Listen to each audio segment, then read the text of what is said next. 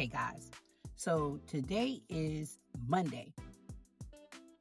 And this morning when I got up to go to work, I wasn't feeling it, and I try to get up in the morning and you say a prayer and you ask God to bless you. You ask God to bless your hands.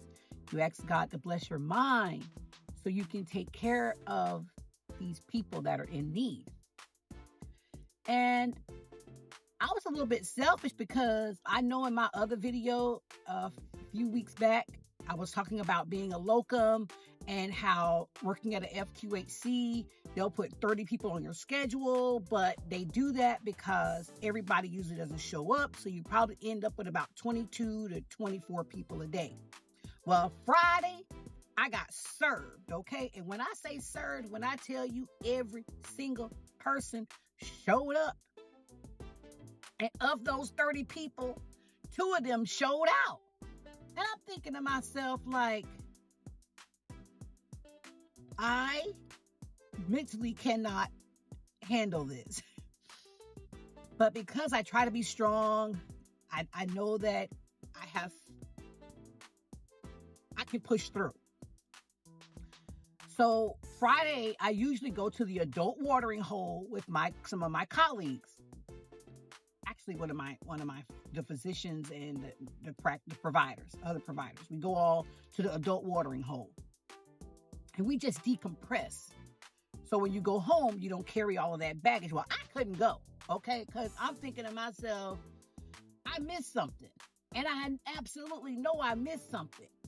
And I got to go home. So now I'm spending my own weekend going through every single one of those charts, reviewing them the best way I can to find out and make sure I didn't miss anything on those hospital follow-ups. And what about the ER follow-ups? Okay, like a couple of them go in hospital, oh, my toe hurts, my finger hurts. Okay, maybe not.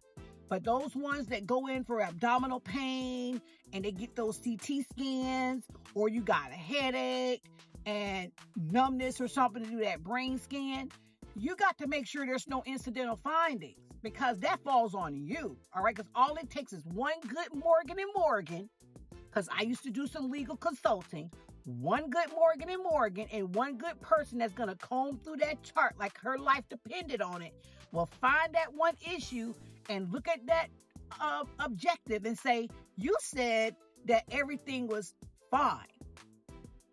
And next thing you know, you either file in and give it out nuisance money, or your patient's going to be on the billboard saying that they just got 1.5 mil, okay? And a sister ain't good for it. So I'm like thinking about, It took me, and I usually don't open that computer up over the weekend unless I waited for a major lab result or something. I had to go through and make sure I didn't miss anything, And so as a provider, sometimes you're held to the standard of the company that you work with, even though you want to be the best provider you can be. Sometimes the company that you work for, policies and procedures, don't always align with that. So you go in and you want to do the best you can, but ish happens, right? But nonetheless, it falls on you because it's your license, it's not theirs, So I'm prayerful that today I don't get no 30 people because I can't. I'm stressed out just seeing 22 to 24 a day, okay? And trying to make sure I give each one of them the best care. So I want to take the locums providers out of it. If you are a patient and you're watching this video, do you honestly feel when you go into the doctor's office that you're having all of your history reviewed when you go in for your ER follow-ups or your hospital follow-ups?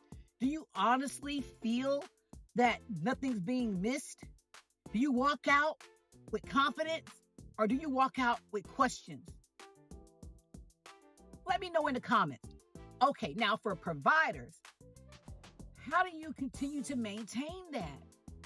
I mean, where do you get your life balance? Because you still have your family, you still have yourself. How do you navigate that? Besides putting in a resignation for every job that tries to make you see 30 people a day. So that's that part. The next part is when you have, I'm telling you because Friday taught me reality lesson. If you hear nothing else and you're still watching this video, go to the doctor with your loved one when they come out of the hospital or when they get out of the emergency room. When you're at that ER or at that emergency room or in the hospital, ask if you don't have that My Chart or any kind of access to their patient portal. Ask for all the copies of all their scans and their last lab work, okay? If you see a lot of H's, L's, or you'll see all kind of stuff that they found, you make sure that you advocate and either put that stuff in the portal before that appointment, especially if you can't come, or you ask a question, because that's how stuff gets missed. That's how come I had a patient last week that been having abdominal pain, belching, burping, indigestion, stomach cramping for weeks. And she's been to the ER twice. And you know what? She had H. pylori. I'm like, how long have your symptoms been going on? She says, about a month and a half or so. Okay, some part of that, it can't be used in the ER for your primary care issues. You should come to the doctor. Maybe they would have ordered the H. pylori breath or the stool test, right? So, poor lady had been undiagnosed of H. pylori for a while. So I'm pretty confident she's going to end up with some kind of SIBO, okay? Nobody wants SIBO. If you follow me, then you saw my video on SIBO. When your small intestines and your large intestines not working properly because the fermentation digestion process started in the wrong place, because we done messed up their gut, because they're chasing symptoms, buying this enzyme and buying that over the counter, and they don't know you got H. pylori. I don't know. That's why I also have IHM telehealth. I do the root cause analysis. I do chart overviews. And I do family care navigation because it's hard out here in these streets. Oh, it's hard out here in these streets. Okay?